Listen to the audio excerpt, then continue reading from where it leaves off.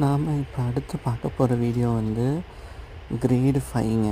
ஏற்கனவே நான் உங்களுக்கு சொல்லியிருந்தேன் கிரேடு 5 வந்து வெர்டிக்கலாக கிளைம் பண்ணுறது அப்படின்னு. இந்த ப்ராப்ளம் பார்த்திங்கன்னா ஸ்டெம்மிங் அப்படின்னு சொல்கிற மாதிரி ஒரு ப்ராப்ளம். ஸ்டெம்மிங்னால் என்னென்னா போத் சைட்ஸ் ஆஃப் த வாலை வந்து நம்ம பிடிச்சி ஏறுற மாதிரி இருக்கும். கவுண்டர் பேலன்ஸ் பண்ணணும்.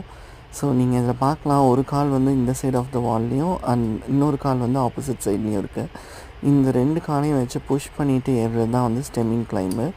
இது வந்து 5.8ங்க. ஏன் இது டாப் ரோப்புன்னு சொல்கிறோன்னா, ஏற்கனவே ஒரு ரோப் மேலே இருக்குது, அந்த ரோப்போட சப்போர்ட்டோடு ஏறுறோம். இது ஏன் ஸ்போர்ட்ஸ் கிளைம்னு சொல்கிறோன்னா, நீங்கள் பார்த்தீங்கன்னா இங்கே மெட்டல் போல்ஸ் இருக்குது வாலில். ஸோ அதில் ஈஸியாக கிளிப் பண்ணி ஃபாஸ்ட்டாக ஏறுறதுக்காக பண்ணது தான் ஸ்போர்ட்ஸ் கிளைம். ஸ்போர்ட்ஸ் கிளைம்லாம் வந்து யூஸ்வலாக சிட்டிக்குள்ளே இருக்கும். ஈஸியாக கிளைம் பண்ணிவிட்டு திரும்ப வீட்டுக்கு போயிடலாம். ஒரு 1 hour 2 hour ஒரு எக்ஸசைஸ் மாதிரி பண்ணலாம். ராக் கிளைம்பிங் வந்து ஒரு பாப்புலர் ஆனதுக்கு ஸ்போர்ட்ஸ் கிளைம் ஒரு காரணம்.